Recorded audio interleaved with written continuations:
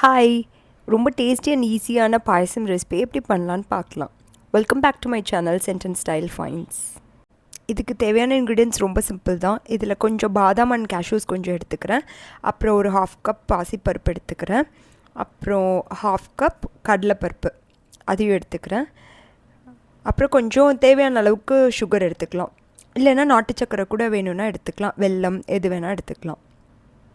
அடுத்து கொஞ்சம் பாலை காய்ச்சி எடுத்து வச்சுக்கோங்க. ஒரு டம்ளர் அந்த மாதிரி தேவையான அளவுக்கு பால் காய்ச்சி எடுத்துக்கலாம். நான் கொஞ்சம் கம்மியாக தான் பாயசம் செய்கிறேன். ஸோ ஒரு டம்ளர் மில்க்குக்கு தான் நான் இப்போ அளவு சொல்கிறேன்.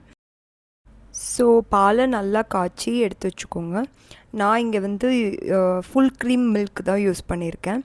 ஸோ நீங்கள் அது மாதிரி கூட வாங்கி யூஸ் பண்ணிங்கன்னா ரொம்ப டேஸ்டியாக இருக்கும். இப்போ பேனில் கடலைப்பருப்பு ஆட் பண்ணி ட்ரை ரோஸ்ட் பண்ணி எடுத்துக்கலாம்.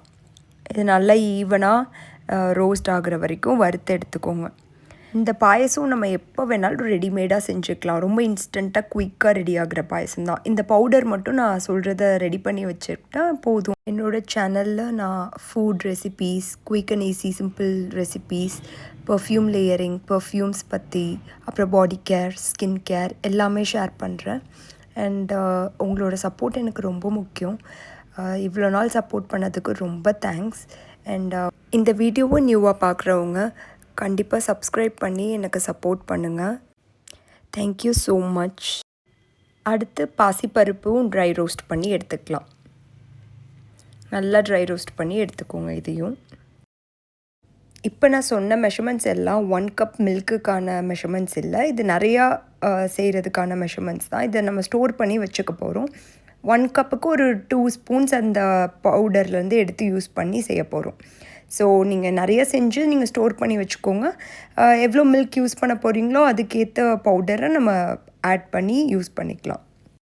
இப்போது ட்ரை ரோஸ்ட் பண்ண 2 பருப்பையும் எடுத்து ஒரு மிக்சர் கிரைண்டரில் போட்டு நல்லா கிரைண்ட் பண்ணி எடுத்துக்கலாம். ஆனால் இதை வந்து நீங்கள் ரொம்ப கோர்ஸாக கிரைண்ட் பண்ணி எடுத்தால் கொஞ்சம் டேஸ்டியாக இருக்கும். ரொம்ப நைஸாக கிரைண்ட் பண்ண தேவையில்லை. இப்போ பவுடர் பண்ணி எடுத்தாச்சு. இப்போ பாருங்கள், அது கொஞ்சம் கோர்ஸாக தான் இருக்குது, ரொம்ப ஃபைனாக இல்லை. ஸோ இது மாதிரி எடுத்துக்கோங்க.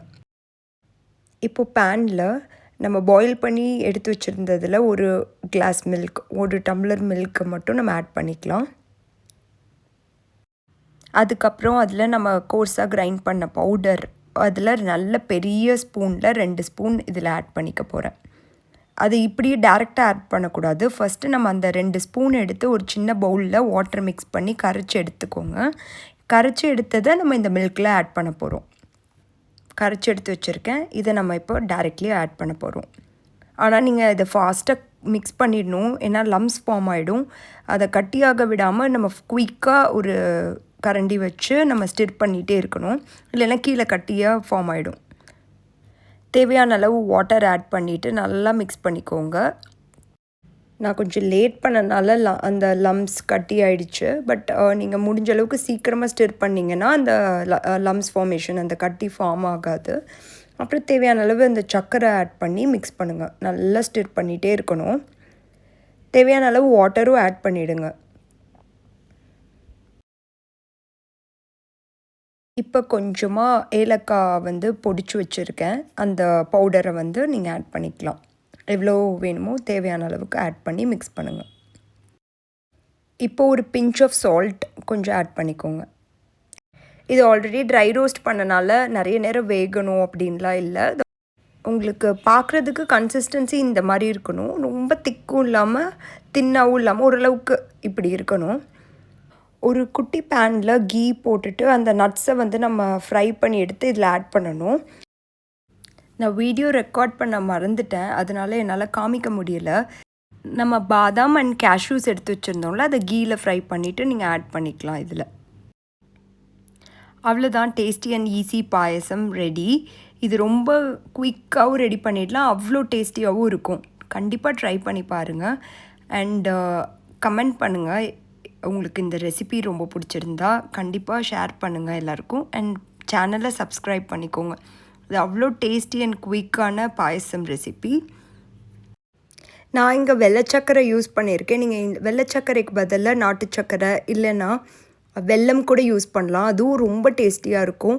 நான் வந்து இப்போது இமீடியட்லி என்கிட்ட அது இல்லாதனால நான் வெள்ளை சக்கரையில் நார்மல் ஒயிட் சுகரில் செஞ்சு காமிச்சிருக்கேன். நீங்கள் நாட்டு சக்கரை அண்ட் ஜாகரி யூஸ் பண்ணிங்கன்னா இன்னும் ஹெல்த்தியாகவும் இருக்கும், டேஸ்டியாகவும் இருக்கும். தேங்க்யூ ஸோ மச் ஃபார் வாட்சிங் this video till the end. Thank you so much. Subscribe this channel and support me. Thank you.